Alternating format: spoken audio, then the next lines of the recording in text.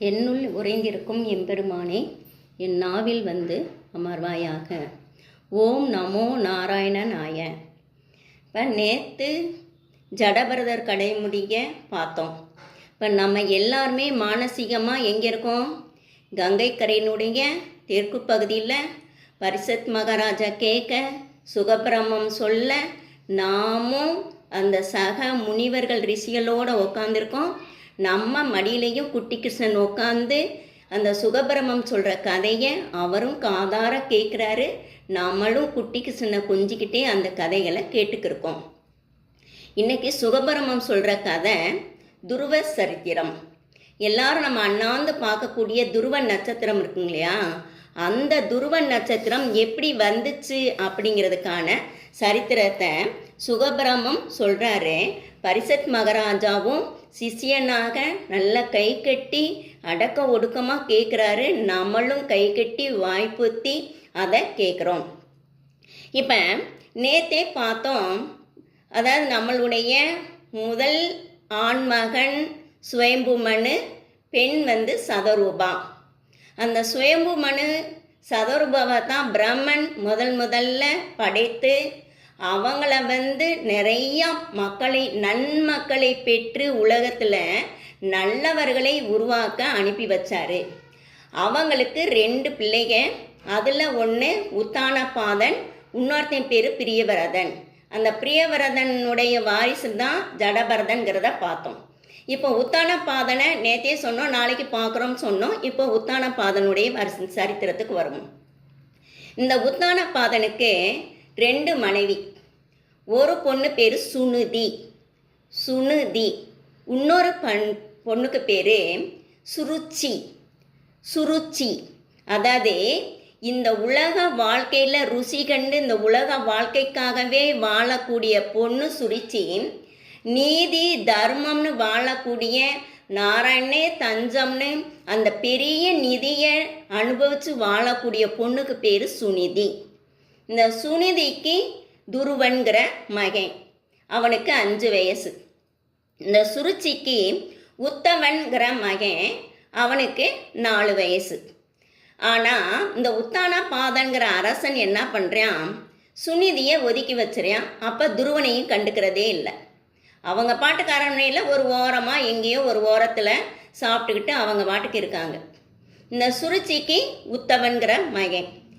இந்த உத்தானபாதன் சுருச்சியை தான் பிடிக்கும் அப்படிங்கிறதுனால அவளுடைய மகனான உத்தவனை நல்லா கொஞ்சிக்கிறாரு, அவனை அனுசரிச்சுக்கிறாரு. எல்லாமே அவனுக்கு தான் அப்படிங்கிற மாதிரி அவர் வாழ்ந்துட்டு வர்றாரு.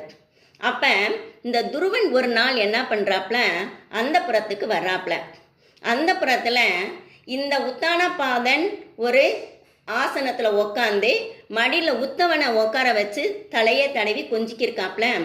அதை ஓரமாக நின்று துருவன் பார்க்கவும் அவனுக்கும் ஒரு ஆசை வருது. நம்மளும் நம்ம அப்பா மடியில் உட்காரணும், நம்ம அப்பாவோட நம்மளும் கொஞ்சி விளையாடணும் அப்படின்னு ஆசைப்பட்டு அவனும் அவங்க அப்பா மடியில் உட்காரதுக்கு மடி மேலே ஏறுறாப்புல. அப்போ இந்த சுருச்சி வந்து வேகமாக அந்த துருவனை பிடிச்சு கீழே இழுத்து விட்டுறாப்புல. இவர் மடியில் உட்காரதுக்கு உனக்கு என்னடா தகுதி இருக்குது அப்படின்னு அந்த 5 வயசு குழந்தைய பார்த்து சொல்கிறாப்புல.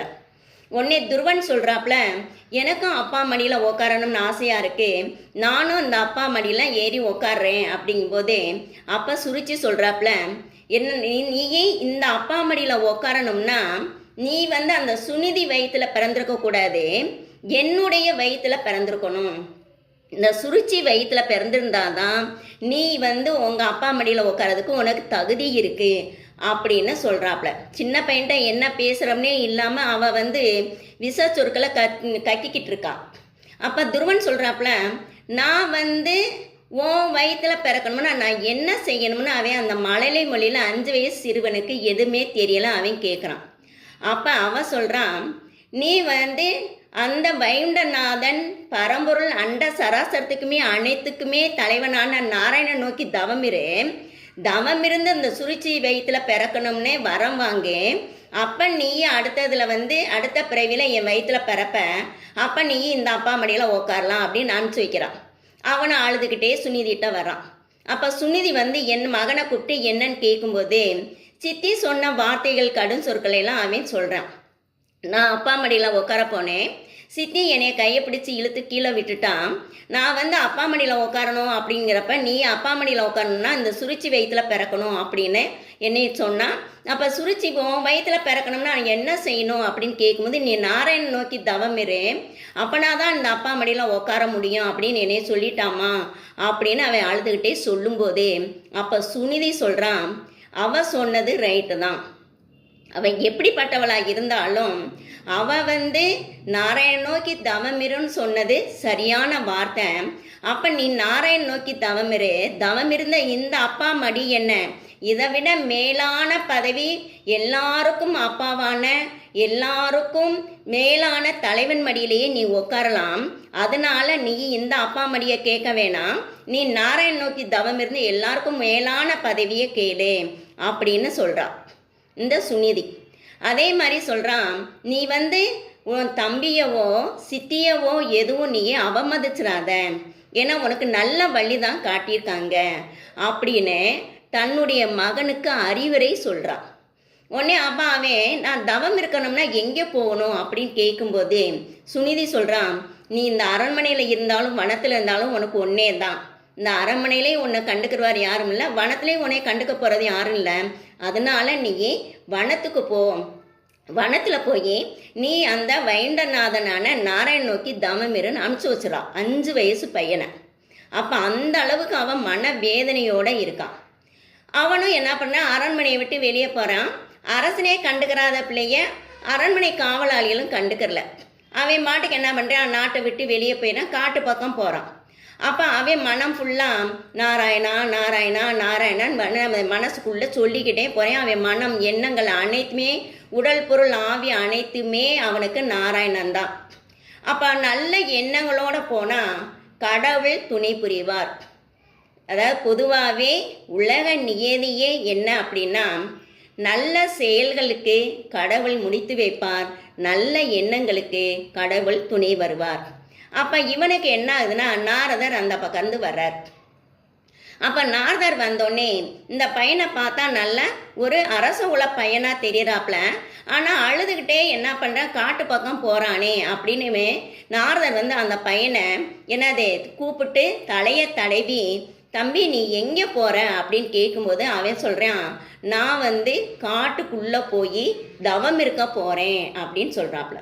உடனே இப்போ நாரதர் கேட்குறாரு, ஏன் தம்பி உன் பேர் என்ன அப்படிங்கும்போது என் பேர் துருவன் அப்படின்றாப்புல. நீ யாருன்னா நான் உத்தானபாதனோட மகன் அப்படின்றாப்புல. நீ எது காட்டு பக்கம் போய் தவம் இருக்க போகிற அப்படின்னா, அப்போ வந்து எங்கள் சித்தி வந்து என்னை தவம் இருக்க சொன்னாப்புல. எங்கள் அம்மாவும் நீ நாராயணன் நோக்கி தவம் இருந்தா உனக்கு இந்த அப்பா மடி என்ன பெரிய தலைமை பதவியே கிடைக்கும் அப்படின்னு அனுப்பிச்சி வச்சுருக்காங்க, எங்கள் அம்மா சொன்னதை தட்டாமல் நான் செய்யணும் அப்படின்னு சொல்கிறான் அந்த துருவன். உடனே அப்போ நாரதர் சொல்கிறாரு, தவம்னா உனக்கு என்னான்னு தெரியுமா, அதுக்கு எத்தனை எழுத்துனாது தெரியுமா, ஏன் நீ உன்னுடைய இந்த சின்ன வயசில் போய் நீ தவம் இருக்கணும்னு நினைக்கிறையே, நீ உன்னுடைய சம வயது பையங்களோட சேர்ந்து விளையாட வேண்டியதானே, நீ வந்து நமக்கு மேலானவங்களை நினச்சி பொறாமப்படக்கூடாதுன்றார் நாரதர். நம்ம சம ஒத்த வயதினர் சம ஒத்த தகுதி உள்ளவங்களோட சேர்ந்து சந்தோஷமாக வாழு, நம்ம கீழே இருக்கவங்களுக்கு முடிஞ்சால் நம்மளால் உதவி பண்ணு, அப்படி இல்லைன்னா அவங்களுக்கு உபத்திரம் பண்ணாமல் நீ போய் நாட்டுக்கு போ அப்படின்றாப்புல. ஆனால் துருவன் என்ன பண்ணுறாப்புல, இல்லை எங்கள் அம்மா என்னை தவம் இருக்க சொல்லியிருக்காங்க, நான் தவம் கட்டாயம் இருப்பேன் அப்படின்றாப்புல. உடனே அப்போ தான் நாரதர் சொல்கிறாரு, தவம் இருக்கிறதுக்கு உனக்கான உறுதித்தன்மை எவ்வளவு இருக்குது எப்படி இருக்குங்கிற பார்க்குறதுக்காக தான் மகனே நான் உன்னைய நீ நாட்டுக்கு போன்னு சொன்னேன். துருவம் அப்படின்னாவே உறுதித்தன்மை வைராக்கியம். அப்போ மனசில் நல்ல ஒரு வைராக்கியத்தோடு தான் நீ வந்திருக்க. இந்த யமுனை நதியினுடைய அடுத்த கரையில் மதுவனம் இருக்குது. இப்போ இருக்க மதுரா இருக்கு இல்லையா, கிருஷ்ண ஜனன பூமி, அதுதான் மதுவனம். அந்த வனத்துக்குள்ளே போய் நீ என்ன பண்ண, அதாவது 1 மாதம் காய்கனியெல்லாம் சாப்பிடு. ஏன்னா போனோடனே தவம் இருக்கிறேன்னு இது பண்ணிடாத. உனக்குன்னு என்ன பண்ணிக்க, ஒரு கல்லவோ ஏதோ ஒன்றை நீ ஒரு மண்ணவோ எடுத்து நாராயணன் மாதிரி நான் சொல்கிற மாதிரி வடிவமைச்சு அதை ஆராதனை பெருமாளை வச்சுக்கோ. அங்கே கிடைக்கக்கூடிய பூக்கள் கனிகள் காய்களை வச்சு அவருக்கு ஆராதனை பண்ணு. அடுத்து 3 மாதம் கழித்து 3 நாளைக்கு ஒரு தடவை இழந்த பழமும் விளாம்பழத்தையும் சாப்பிடு. அடுத்து 3 நாளைக்கு ஒரு தடவை, அடுத்து 3 மாதம் கழித்து 3 நாளைக்கு ஒரு தடவை காய்ந்த சருகுகளை சாப்பிடு. அடுத்து 3 மாதம் கழித்து 3 நாளைக்கு ஒரு தடவை தண்ணி மட்டும் பருகு. அப்போ உனக்கு வயிறு உபவாசம் இருக்குவதற்கு, விரதம் இருப்பதற்கு, பட்னி போடுவதற்கு ஏற்ற மாதிரி வயிறு தன்னை சமப்படுத்தி கொள்ளும். நீ அதுக்கப்புறம் காற்றை மட்டுமே குடித்து நீ தவம் இருக்க ஆரம்பிச்சின்னா உன்னுடைய தவம் ஒன்று சேரும், கூடி வரும் அப்படின்னு சொல்கிறாப்ல. அப்போ துருவன் கேட்குறான், நீங்கள் எல்லாரும் நாராயணா நாராயணன்றீங்க, என்னை கண்ணை மூடினா இருட்டு மட்டும்தானே தெரியுது. நான் யாரை மனசுக்குள்ளே இருத்தி நாராயணனை நோக்கி நம்ம தயவாக இருக்கிறது, அந்த நாராயணன் எப்படி இருப்பார் அப்படின்னு கேட்குறாப்புல துருவன். அப்போ நாரதர் சொல்கிறாரு, அழகான பொலிவான 1000 சூரியங்கள் பிராசிக்கிற மாதிரி ஒரு முகம், அதற்கு மேலே ஜொலிக்கக்கூடிய வைர கிரீடம், வில் போல நெற்றி, அடுத்து புருவம் நல்லா வளைந்து வில் போல புருவம், எள்ளுப்பூ போல மூக்கு, கண்ணு செவ்வரி ஓடிய கண்கள், கொவைவாய் போன்ற உதடுகள், உள்ள முத்து போன்ற பற்கள், வலது கையில் சக்கரம், இடது கையில் சங்கு, வலது மார்பில் ஸ்ரீ வத்சலம்ங்கிற ஒரு மச்சம், அந்த மச்சத்து மேலே மகாலட்சுமி வீட்டிருப்பாள், வனமாலை தோளில் தொங்கும், நல்ல விரிந்த தோள்கள், அடுத்து கௌஸ்தூபங்கிற 4 மணிகள், புளு கலர் மணி இருக்கும், அடுத்து இடுப்பில் பட்டு பீதாம்பரம் கட்டியிருப்பாரு, நீண்ட தொடைகள், நீண்ட கால்கள், அடுத்து செந்தாமரை பூ மென்மையானதான், இவருடைய பாதம் மென்மையானதான், போட்டி போடுற மாதிரி இந்த செவ்வரி ஓடிய நல்ல ரோஸ் கலரில் இருக்கக்கூடிய பாதங்கள் அந்த செந்தாமரை மேலே வீட்டிருக்கும். இப்படி அவர் நின்ற கோலத்தை அவர் வர்ணிக்கிறாரு. வர்ணிக்க வர்ணிக்க துருவன் அப்படியே நாராயணனுடைய அழகை ரசித்து ரசித்து மனசுக்குள்ளே இருத்திடுறான். நம்மளும் அதே அழகை நம்மளும் கற்பனைக்குள்ளே நம்மளும் நாராயணனை நம்ம மனசுக்குள்ளே இருத்திக்கிட்டோம். துருவன் சரின்னு சொல்லிட்டு மதுவனத்துக்கு போயிடாப்ல. நாரதர் எப்படி சொன்னாரோ அதே மாதிரியே அதே காலக்கிரமப்படியே அவன் சாப்பிட்றான். ஆராதனை பெருமாள் மண்ணில் செஞ்சு ஆராதனை பெருமாளுக்கும் என்ன பண்ண காய் கனிகளை வைக்கிறான். 6 மாதத்துக்கு அப்புறம் காற்றை மட்டுமே குடித்து இவன் தவம் இருக்கிறான். தவத்தில் அவன் தன்னவே மறக்க ஆரம்பிச்சினான்.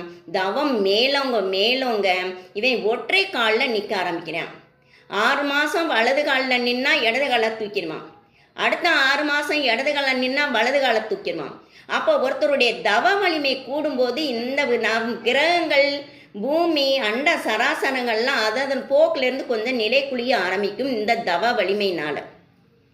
அப்போ இந்த தவ வலிமை ஏன் அப்படின்னா நாராயண மனசுக்குள்ளே இருத்திட்டதுனால அனைவருக்குமே தலைவர் அவர் தான். அப்போ ஒரு தலைவன் இல்லைன்னா எல்லா பஞ்சபூதங்களும் அதனுடைய கடமையை செய்யாமல் என்னாகும், நிலைக்குலைய ஆரம்பிக்கும். இவன் ஒரு காலை இடது காலை மட்டும் தூக்கி நிற்கும்போது பூமியினுடைய இடது பக்கம் சாயும். அடுத்து வலது காலை ஊண்டி இடது காலை தூக்கும்போது வலது பக்கம் சாயும். இப்படி எந்த காலை தூக்கி மேலே வைக்கிறாரோ அந்த பக்கம் மேலவும் இவருடைய அந்த தவ வலிமையில எடை கூடும்போது வலது பக்கம் ஊண்டி நின்னானா வலது பக்கம் சாயும், இடது பக்கம் ஊண்டி நின்னானா இடது பக்கம் சாயும். இப்படி எல்லாமே இருக்கும்போது பஞ்சபூதகங்கள் நவக்கிரகங்கள் எல்லாமே போய் நாராயண் காலில் சரணடைகிறாங்க.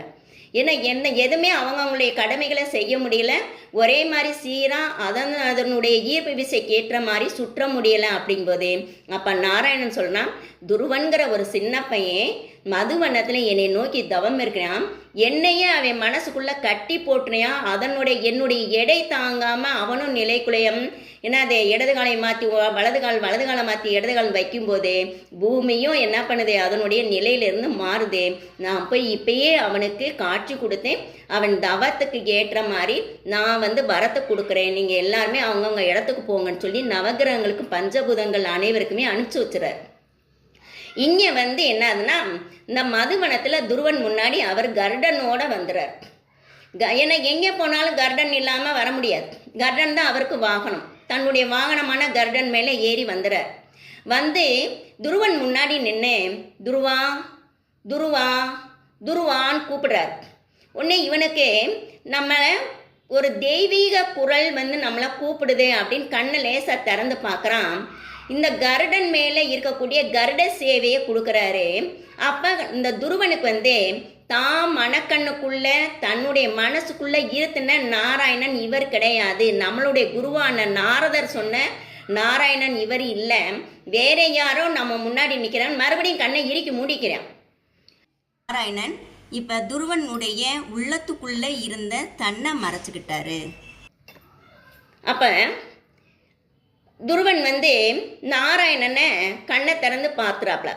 பார்த்த உடனே துருவனை பார்த்த உடனே அவனுக்கு என்ன ஆகுதுன்னா, அதான் நாராயணனுக்கு துருவனை தரிசிக்கணும்னு அவர் வர்றார். அப்போ துருவனை நாராயணன் பார்த்தோன்னே நாராயணனுக்கு அப்படியே அவனை உச்சி மோந்து அவனை முத்தம் கொடுத்து அவனை ஆசீர்வதித்து தடவணுங்கிற ஆசை இருக்குது. சரி, இந்த துருவன் சின்ன பையன் என்ன செய்கிறான் அப்படின்னு பார்ப்போம் அப்படின்ட்டு அவர் எதிர நிற்கும் போது இந்த துருவன் அப்படி சாஸ்தாங்கமாக அவர் மேலே விழுறாரு. அடுத்து எழுந்திரிச்சு அவர் அந்த நாராயண் பக்கத்தில் போக பயந்துக்கிட்டு அப்பயே அவன் பிளேயிங் கிஸ் கொடுக்குறான். அடுத்து நாராயணை தொட்டு பார்க்கணும்னு ஆசைப்படுறான், நாராயணை கொஞ்சணும்னு ஆசைப்படுறான். உடனே நாராயணன் அவனை தூக்கி மடியில் வச்சு உன்னுடைய தவ வலிமை நல்லா என்னைய பூரிக்க வச்சிருச்சு, உனக்கு என்ன வரம் வேணும் அப்படின்னு கேட்கும்போது துருவனுக்கு என்ன ஆயிடுதுன்னா, இப்போ இவனுடைய தவ வலிமை இருந்ததுனால எனக்கு மோட்சம் வேணும்னு கேட்குறாப்புல. நாராயணன் சொல்கிறாரு, நீ 5 வயசு பையன், நீ முக்தி கேட்டோடனே கொடுத்தோம்னா சும்மாவே யாரும் என் காலை பிடிச்சு முக்தி கேட்குறவங்க கம்மி தான், அவங்க கேட்ட உடனே முக்தி கொடுக்க முடியாது. இந்த பிறவியில் பிரம்மன் விதித்த விதி பிரகாரம் வாழ்ந்த பின்னாடி அதுக்கப்புறம் உனக்கு முக்தி தரேன்.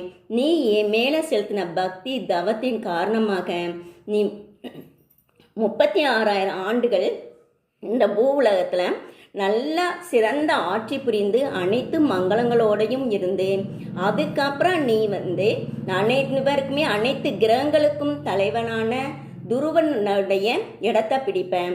நீ வர முடிய அந்த துருவ நட்சத்திரமாக நானே இருந்து அந்த பதவியை வகித்துட்டு வரேன். நீ வந்த பின்னாடி அந்த பதவியை உனக்கு கொடுத்துட்றேன் அப்படின்னு சொல்லி இந்த துருவனை, இந்த 5 வயசு பையனை நீ நாட்டுக்கு போ, உன்னுடைய அரண்மனைக்கு போன்னு அனுப்பி வைக்கிறார். துருவனும் அரண்மனைக்கு வராப்ல. வரும்போது திடீர்னு அவனுக்கு மனசுக்குள்ளே ஒரு சோர்வு ஏற்பட்டுருது.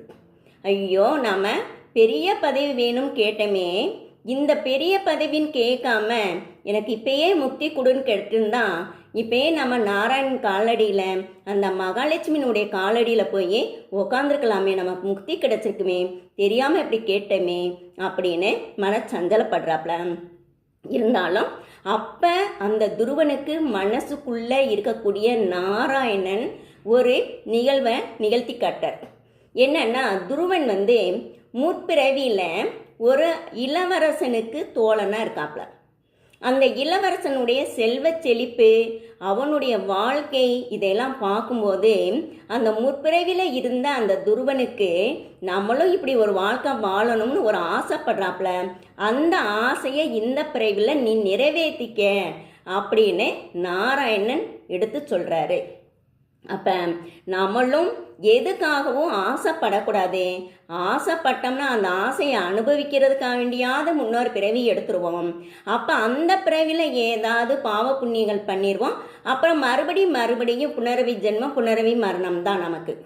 அதனால எதுக்காகவும் ஆசைப்படக்கூடாது. ஆசையை அறவே நம்ம மனசுலேருந்து நீக்கிட்டு, நாராயணா உன் காலடியே சரணம், உன் காலடியே சரணம்னு நம்ம அவர் காலை இறுக்கி பிடிக்கணும். இப்போ துருவன் நாட்டுக்குள்ளே வர செய்தி கேட்டோன்னே உத்தானபாதன், சுருச்சி, சுனிதி, உத்தமன், அந்த நாட்டு மக்கள் எல்லாருமே எப்படி ராமர் நாட்டுக்குள்ளே வனவாசம் முடிஞ்சு நாட்டுக்குள்ளே வரும்போது ஏகபோகமாக சந்தோஷமாக மங்களகரமாக ஆராத்தி எடுத்து வரவேற்றாங்களோ அது மாதிரி இங்கே துருவனை வரவேற்கிறாங்க.